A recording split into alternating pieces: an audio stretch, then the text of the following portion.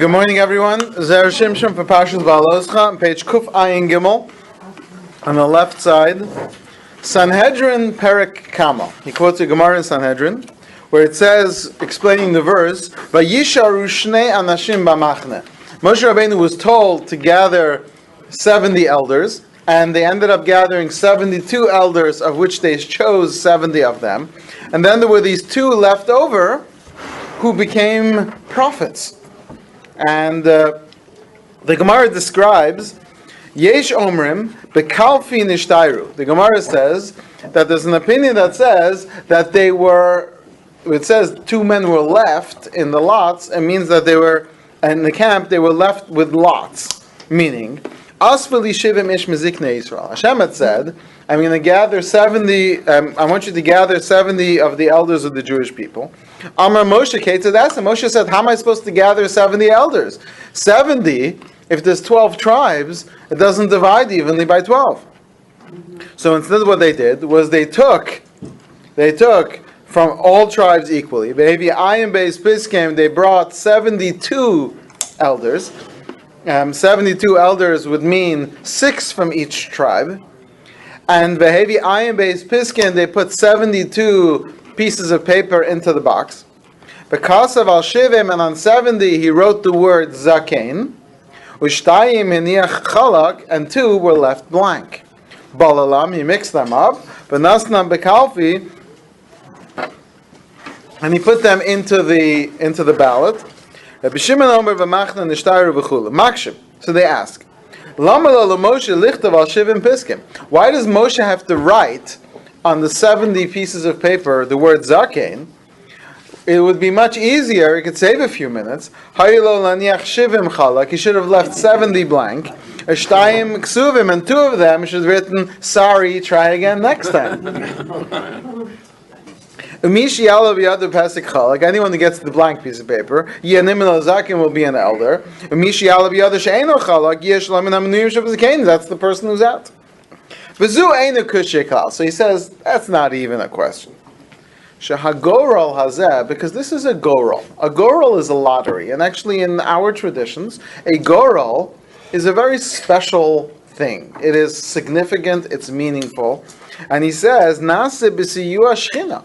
It's through divine support. A gorol is actually a way that even today we can tap into God's choice on the matter. But there's a rule when it comes to a gorol. It needs to be much like the Urim V'Tumim, which is when people would go to the Kohen and ask him questions. You have to be very clear. If you don't go to the Urim V'Tumim and phrase your question correctly, you're not going to get the answer you want. Urim v'tumim shemeirim emashlimim as divreihem. It illuminates and completes the words, but there's a process. In the case of Pilagesh Begiva, they didn't ask their question properly. They were not answered because they said, "Should we go to war?" So the Urim v'tumim said, "Yeah, go to war." So they went to war and they lost. Then they realized they were supposed to ask, should we go to war and win? Now it's not so much a game as it is that you have to, the process for speaking to the Urim V'Tumim is to refine your question properly. That's what you have to, in the same way, a gorol has to be proper. I know this isn't on the topic, but just in a similar kind of thing, there's a famous story of the Rabbi Leib Diskin. There was once a lottery where this was when he was younger. They say, but so let's say the Rabbi makes a lottery. All the kids, he asks every kid to write their name on a piece of paper, and then he puts all the names into his hat. Never pulls it out, gets the prize. Whatever the prize be, a chocolate bar. So they put all the names in the hat. The Rabbi pulls out one name, and one kid wins the chocolate bar. So all the other kids immediately ran to the hat and pulled out all the pieces of paper because they suspect some kind of foul play. Now, why did he win? Why didn't I win? So they pull out all the pieces of paper, and it turns out that kid did not cheat. His name was in the hat only once, but there was another kid who had tried to cheat by putting his name in the hat twice. So Rabbi Leib Diskin argued that the gorol is invalid. Why? Because since one kid put his name in the hat twice, and the class was going to be looking at the ballots afterwards. If he would have won, he would have been disqualified for having his name in twice. That means that before the Goral started, he never had a chance to win. Wow. And therefore, it was not, if it's not a Goral with a fair chance for everyone, then the Goral doesn't have the Siyata Deshmaya, the divine support, which validates a Goral. So we have to look at a Goral like that, and that's what Moshe is tapping into. So therefore, putting blanks for the Zakenim would not have made them winners. It needs to be clear. It has to say, you won, please go to Moshe to redeem your prize. V'od, furthermore, the Be'ina Sha'Goral Ba'atzmo Yomer Zaken, because we need the Goral should say Zaken, V'yigzar Omer V'yamshech HaKedusha, because that's actually what brings down the Kedusha. When his name is drawn with the word Zaken on it, that's what makes him a Zaken. And this is the same way that they used the Goral when they divided the land. The same thing when the famous Goral, the most famous Goral amongst the Jewish people, which is the two goats of Yom Kippur, they would take two goats, and the obligation was that they were supposed to be equal in size and stature and the way they look. The average person should not be able to tell the two goats apart, and they would have the Kohen would stand, put one on his right and one on his left, and there was a ballot box in front of him. In it was put two ballots, one with the word La Hashem on it, and the other one that said La Zazel. And he would put his hand into the box, put one into his right hand, one into his left hand, and put the one on the right goat, and the one on the left goat. And it was considered a good simon if his right hand came out the one La Hashem and the left hand. But either way, the one which whatever they put on what? Discrimination against lefties. No, lefties just have their right hand the other way around. Yeah. We don't say lefty. See, they're the same. You're right. We don't say lefty. We say directionally challenged. So that Goral, he says, Ksuvim Lashem v'gam Lazazel. Why they need both? Say one should say Lashem, the other one should be blank. Because the drawing of the Goral is what actually gives the status to this korban to be Lashem, and the other one to be thrown down the mountain. One is going to bring down the Kedusha onto this one animal, and the other one is going to belong to the other side and is going to be thrown off the mountain to subdue the husks of the other side. And that's a serious thing, and you need to give it its status, and this process was actually what brought down the status on those animals. But if there is a question to ask, that's not the question. Why they had to write the things. The writing of the things was actually, this is a question. Why is Moshe picking equally from all the tribes at all? He should have picked the 70 most eligible elders. Let them be from any tribe. Where do we get a rule that we need to be equally represented? When did we get into this kind of what do you call it? Equal representation. Equal representation by what is it? I mean, we have the whoever is the most fitting should get the position. Electoral college. We invented it. Yeah, that's what it is. Equal from every tribe. But why should it be that way?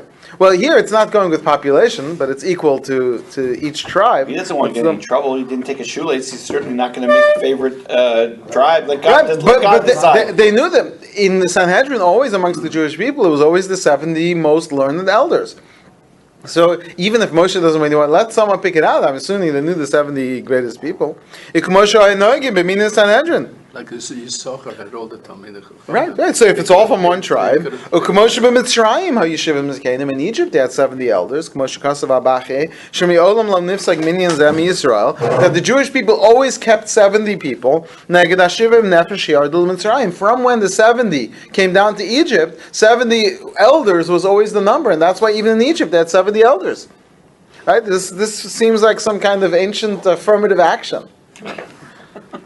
I also have another question. The Ladas Yesh Omrim, There's another opinion, which is quoted by the Re'aim and by the Marshal, and from the Gemara and Sota. The Ka'amar, Kama Tzadikim Hayusham, the Gemara uses this expression. Look how many righteous people there were there. There was Moshe, there was Aaron, there was Yeshua, there was Eldad, there was Medad, who are the two remaining guys who became the prophets. V'shivim Zekanim, the 70 elders. Hachi Mashma, which seems like she'eldad umeidad hayu osam she'ala b'yadam pasek chalik, which and everyone's familiar to, everyone teaches this, that Eldad and Medad were the two who pulled out the blank ballots. Kasha tuva, so this is very difficult. Imritzon shel HaKadosh Baruch Hu sheyu kol ha'ayim beis neviim. These, remember, they're picking up. Moshe says to Hashem, "I can't deal with these people. I need some help. There's too many. I need people." So Hashem says, well, I'll get you 70 elders. So these 70 elders all become prophets. And then the other two who remained also become prophets. Yeshua wasn't happy about that. Right, he wasn't happy with what they were saying. They were saying, as we'll see soon, Moshe is going to die, Yeshua is going to take them in. But all 72 are going to become prophets anyway. What was the whole point of all the choosing? Then just take all 72, because they all 72 ended up being prophets anyway. What's more difficult is that the 70 elders, Hashem says to Moshe, now give them some of your prophecy. And the other two, they never got their prophecy from Moshe, so Hashem had to give them their own prophecy. So why didn't Hashem just say to Moshe, give all 72 your prophecy? While the other 70, they got their nevuah from Moshe. All these questions, his point is, he's trying to build up into what's really happening in this parsha in the Torah. So first he starts off explaining. The number 70 is a special number to us. As we explained, sheyesh shivim umos, there are 70 nations, v'shivim sarim, and on top of the 70 nations, the 70 ministers. Each nation has its angel. V'shivim malachim asovim es kisi hakavod, and 70 angels that surround the heavenly throne. But why are there 70? 70 nations. Why 70 nations? So he says, because really everything is 7. God created this world to be 7. But everything in this world has 10 aspects. So therefore, the world, naturally, the way Hashem created the world, with Sunday, Monday, Tuesday, Wednesday, otherwise known as Chesed, Gevurah, Tiferes, the 7 Sephiros, the world runs on those 7, and each of those 7 is made up of 10. That's, so to speak, the expansion of the 7 into its parts. That's why there's 70 nations. And that's why the 70 angels and the 70 ministers. That includes all the supernal powers. So when the Jewish people needed to go down to Egypt, Hashem waits until the 70th is born. That's why they go down, they're still 69, but Osa, or the wife of Levi, or some say her name was Osa, some say her name was Adina, but she is pregnant. And Yocheved, number 70, is born as they enter into Egypt, because now we are the balance against the rest of the world, and we can begin exile. And B'shivim nefesh yardu Mitzrayim, 70 souls go down to Egypt. Neged shivim sarm, corresponding to the 70 ministers, asher shaltu b'Yisrael b'zman hagalos. We can't go down into exile and put ourselves into the domain of the 70 ministers until we have our counterbalance of our 70 Jews. He says not only that, but that even within the 70, there's a division of 12 within us. Af mispar yud beis shvatim, the reason why we are 12 tribes, is because 12 is also the number that we have to counteract the world. Neged yud beis mazalos, those are the 12 constellations. The 12 constellations are basically, because if you think about it, the month, it didn't need to be this way. That there should be 12 months within a year, which should just happen to match the 12 images in the heavens. Now, some people might make the mistake of thinking that's the other way around, that because each month we saw a certain group of stars, that we created a picture out of them. But they are grouped that way. If you've ever seen a real life, go to a planetarium, and watch, it really does. Today we don't have it so good because we can barely see the stars. But in the old days, they could see the stars. It's a hard thing to imagine. Even if you go out into the wilderness today, you don't see the stars like the ancients could see on any given night. The world was dark, and they saw the stars, and they spent a lot of time contemplating the stars, way too much time contemplating the stars. These people had every star visible to man mapped out, because that was the ancient form of Netflix. That was you just couldn't stop binging another star. So I don't have Netflix. So, Yeah. So what? Nothing. Yeah. So they had the 12 constellations. That's the nature of the world. The Yud Beis Surfei Hashem HaMiyuchad. But the name of Hashem, Yud Kei Vav Kei, has 12 permutations, because there's a counterbalance, the holiness versus the mundane. And so the Jewish people were divided into 12 tribes because we are meant to counterbalance the mundane aspects of the physical world and to elevate it all to holiness.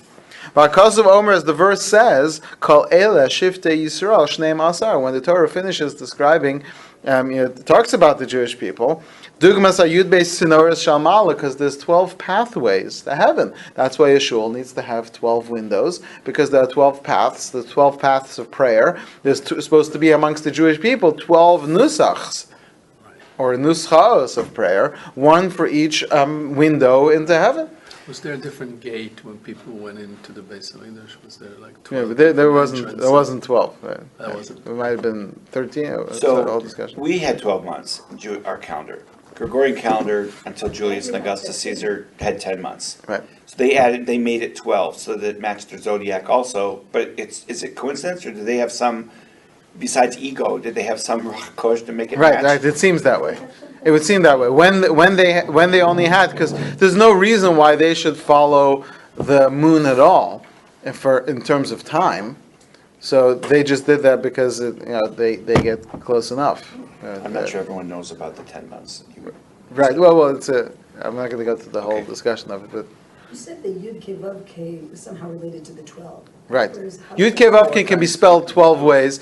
Usually a four-letter word can be broken down 4 times 3 times 2, which would be 24. But because there's 2 hays, so it's just 12. Right. Our Sidurim or Rosh Chodesh, so Yud Kei Vav Kei is 12 times, so for Rosh Chodesh first day we... Right. On Rosh Chodesh, you're supposed to intend on each of those. 12 times was written on our Sidurim.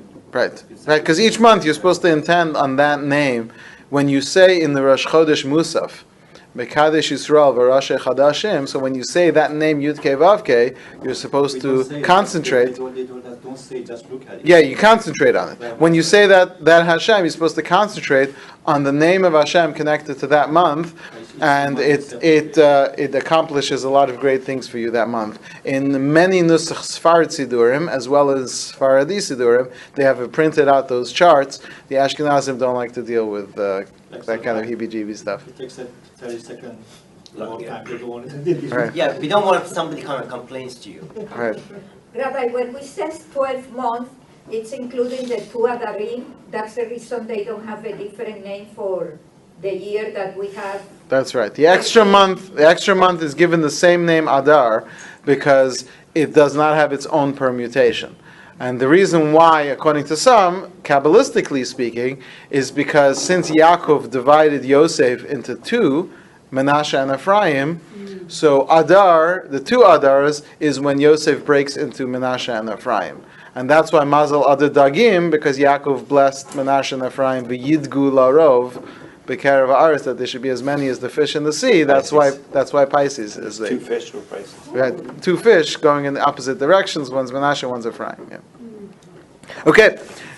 V'zehu, what? Everything fits. Yeah, everything fits. V'zehu ish asher kibircha so berach osam. When it says by Yaakov, when he blessed his sons, it says he gave each one the blessing that he blessed them. So he says the word bracha usually means blessing. Here could be understood lashon brecha.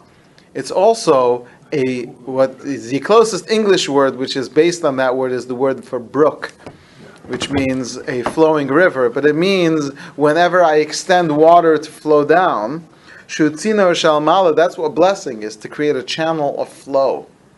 Came berach osam lamata, so Yaakov made 12 sons, gave each of them their unique character to connect to and bring down a distinct and unique flow from above. Misham hachi ato, so now here's what's happening. Shayibayim lekabel hashpah kedusha v'anavua. Now we're going to create a channel for prophecy. So now Moshe is bringing from each tribe because he wants to channel things properly. There's 12 tribes, each one is going to bring down a whole different level of Kedusha. That's why he wants it to be equal amongst the tribes. So he has to take from all the tribes equally. Because someone from Yehuda cannot accomplish what someone from Dan can do. And someone from Naphtali can't do what Shimon can do. So in order for it to make sure that the prophecy provides the Jewish people with all they need, he wanted to get the most out of each tribe. Because of Yaakov's bracha. Right. To be fulfilled. Right, because Yaakov made 12 separate channels with his sons. And Hashem decides which ones were extraneous? Because he picked the two that didn't get to be... Right, well that's what it's going to come down to. So now the question is, why not take one from each tribe? Why 6 from each tribe? So he says, Lefisha b'choshen haya yud beis avanim. The choshen, the breastplate of the Kohen Gadol, had 12 stones. V'al kol echad sheish osias, and each of the stones, as the Gemara tells us, had 6 letters. Now the Gemara tells us that the names of the tribes will not get you to 6 letters per stone. But the Choshen on the ephod was just Reuven, Shimon, Levi, Yehuda, just the names. Exactly, it was exactly 50 letters, 25 on each of the stones of the ephod. They weren't in order, another discussion for how they were divided in the ephod. But the Choshen had another use. The Choshen also had the Urim v'Tumim, which was meant to speak to the people. Now, if it only had, the way it would work is the letters would light up. Problem is the names of the tribes are missing 4 letters. Not going to challenge you to figure it out, but it's the Ches, the Tes, the Tzadi, and the Kuf are not in the names of the tribes. And that's why there's a medrash that says that Yaakov said to them, I can't reveal to you the end because you have no Kuf and Tzadi, you don't have the Kates. So they said to their father, but we also don't have any sin because they don't have the Ches and the Tes, they don't have the Chet. Anyway, but the Gemara tells us, how could you have all the letters? They don't have all the letters. Says the Gemara that along with the names of the tribes was also written the following words. Avraham, Yitzchak, Yaakov, Shivtei Yeshurun. Of course, Yitzchak gives you 3 out of the 4 missing letters, and Shivtei gives you the Tes. If you do it this way, if you have Reuven, which is 5 letters plus the Aleph of Avraham, Shimon is 5 letters with the base of Avraham, Levi is 3 letters plus the Resh Hey Mem of Avraham, Yehuda with the Yud of Yitzchak, and so forth, to give each of the letters, each of the stones of the Choshen would have exactly 6 letters on it, which is 72 letters on the Choshen. So the Ayin Beis Shemos, that's the 72 letters on the Choshen, which is also, of course, related to the 72 name of Hashem, which is another whole longer discussion. But there's a 72 letter word name of Hashem, which is 216 letters, 72 triplets, which is one of the deepest and most esoteric of the names of Hashem. And so the point is there's a 72 word name of Hashem that connects, each of the letters of the Choshen was connected to one of those 72 names. So why would Hashem want us to have 70 of these beginning? Why not 72? That's the next question he's going to ask. So Birigamu Mispar Ayin Beis. So that's why we start with 72. The Im Tomer, then you'll ask, which you did. Imken Lama Hayu Azikenim Lama Lo Hayu Azikenim Nami Mispar Ayin Beis. Then why didn't we have 72 elders? Yeshlomer, the answer is that we do have 72 elders.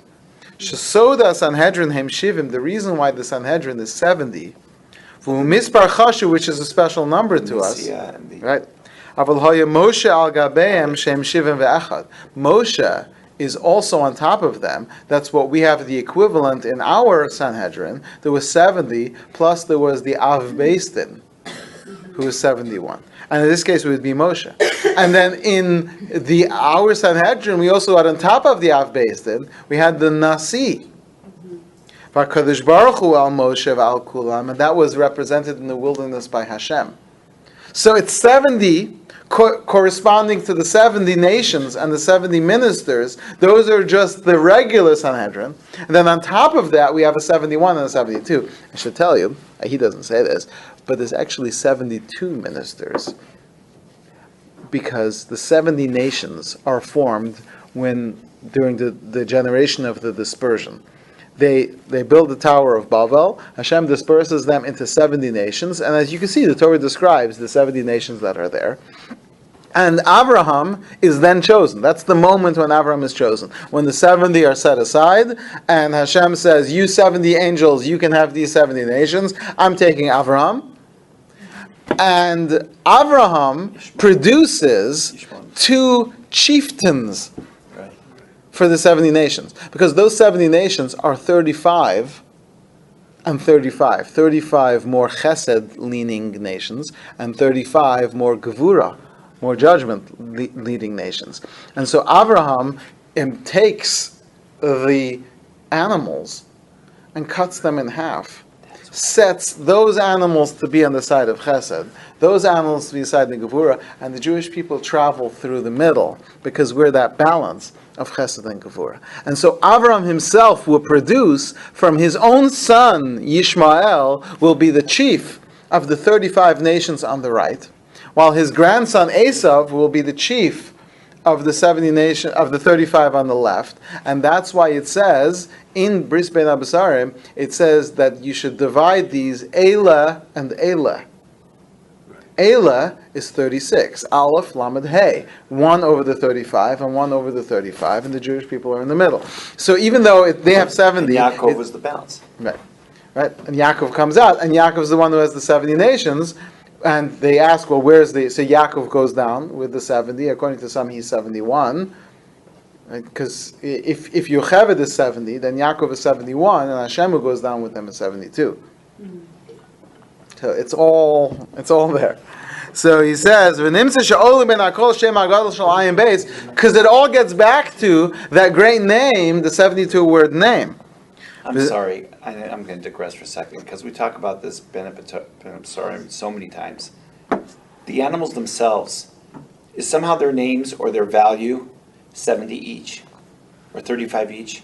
No, you have to look in these holy books, and they break down why each of these animals and what they represent. Because they must somehow represent. Yeah, 35. absolutely.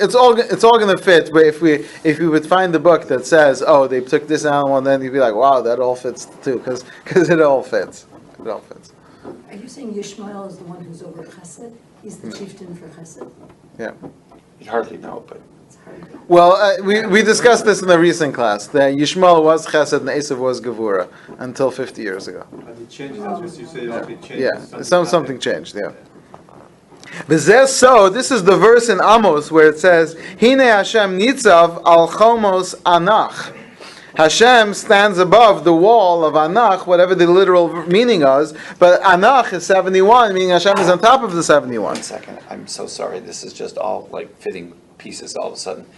So Christianity and Muslim are the two Gevurah and Chesed halves of the two. They're the chiefs. Esav of. That's why they take over half. The two monotheistic religions. That's why they each take over half the world.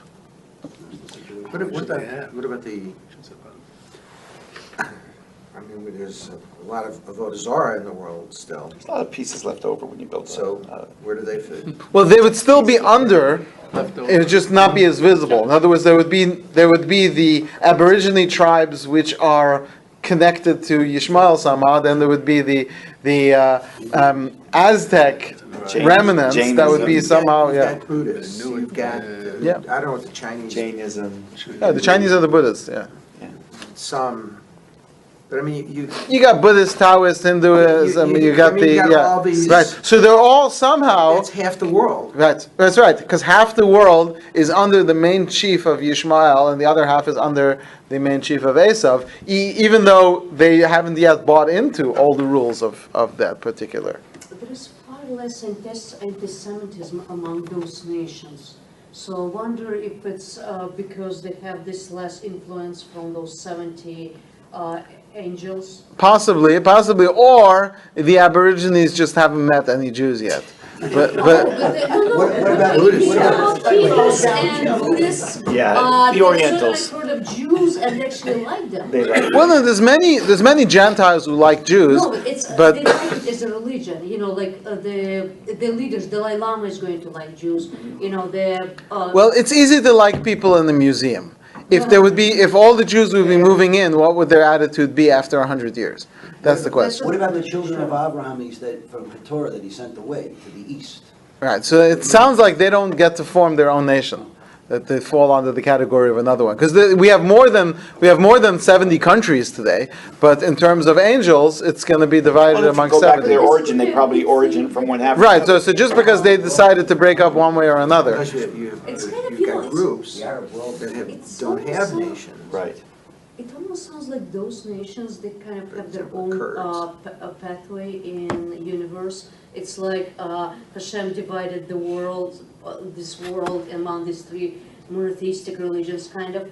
But those people that got the information from Abraham, they seem to have their own path, and they have a very, in many ways, their religions have very many connections. well, we can't identify them all. But I don't want to guess, how these things work. Whatever information we have. Just to say, almost all of them have 7 days in a week.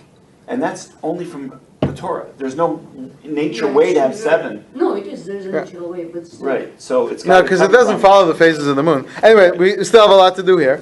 That's why it needs to be that 70 people should get their nevuah from Moshe.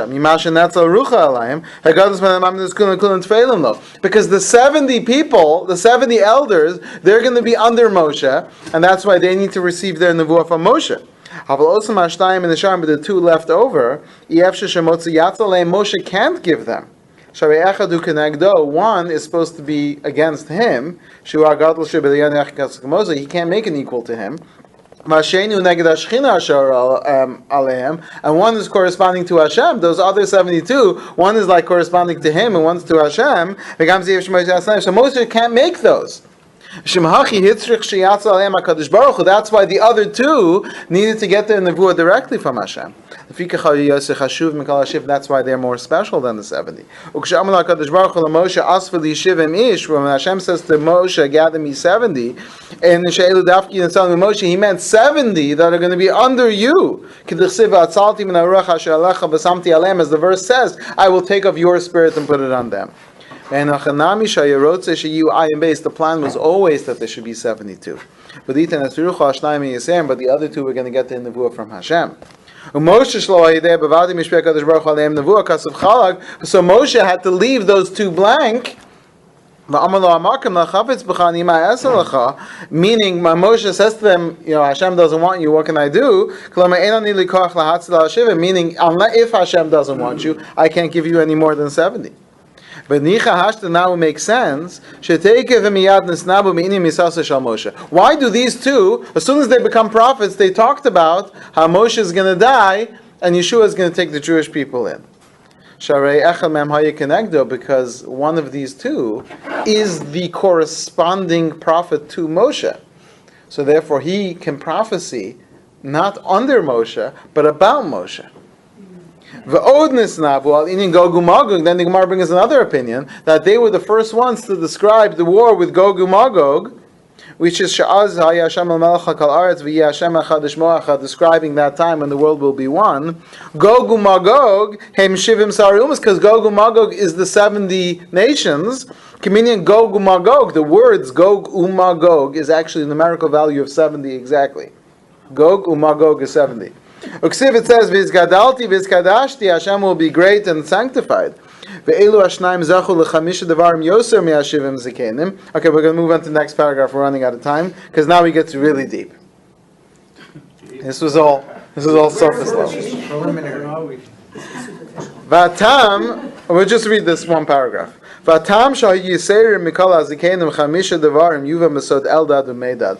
So he says, the reason why these prophets had 5 things, which he describes in the previous paragraph, that they were greater than the other prophets, meaning that the other prophets only spoke about what was going to happen tomorrow, they prophesied about the future. The other ones, their names are not listed, they got their names listed. The other ones, their prophecy stopped. These, their prophecy didn't stop. The other ones got it from Moshe, they got it from Hashem. The other prophets didn't go to get to go into Eretz Yisrael, but they did. Yuvam besod Eldad u'Meidad. You should know their names are Eldad and Meidad. These are not simple names.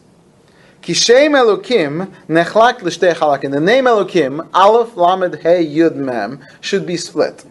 Kel miyamin. The name Kel, as we know, is the name of Chesed. The verse in Tehillim, Chesed Kel Kol Hayom. Kel, which is interesting because it's the first half of Elokim. Kel is the name which is the most associated with Chesed. You think about the name Yud Kei Vav Kei, that's associated with Rachamim. But Kel is Chesed. Kel mimin, the Taman Yinikas Chesed. Then the last 2 letters, Mem Yud of Elokim, Mismol is on the left side, the Taman Yinikas small, which is Gevura and judgment. The Hey Shel Elokim, the Hey of the name Elokim, Omedes Be'emtza stands in the middle, Sod Halev, which is the heart, Shu Be'emtza, which is in the middle. Kamashikasu Amikubalim, as the Kabbalists write. V'ot bekizvei Arizal, the Arizal tells us, Shehayut Sinoros lahamshech hashefa, that they became the pathways to bring down the shefa, the flow from above. Shemachi nikru b'shem dad, that's why their name is, both of them had a dad at the end of their name, which is basically creating the imagery of spiritual nursing. Kimin shnei dadim shebeisha yiminu small. So they were Eldad and Meidad, the Aleph Lamed Dad, one being a pathway to bring down pure Chesed into the world, and the other one is the Mem Yud Dad, to be a spiritual flow of Gevura into the. That's why it was the 2 of them, with the name Elokim in the middle, which is with the middle letter is the letter Hey. That's the 5 things that they were greater than all those other prophets, and together they formed the name Elokim, and that's the secret of their name. Okay, we're gonna. I'm confused a little bit. How did Eldad and Medad connect to Elokim? So their names El, Aleph Lamed, and Mem Yud, are the 2 extents of the name Elokim, with Dad, and then the Hey is the 5 things which they. And he goes on to talk about this. We'll just leave it at that. But the point is that every part of what's happening here in this parsha, you read the parsha, you move on, but when you see what's really happening, the secrets of the stories underneath, it shows that all of this was the pathway to bring down the greatest amount of spiritual influence upon the Jewish people, and to bring the greatest connection to prophecy for the Jewish people. May we merit the return of prophecy. Amen. Absolutely.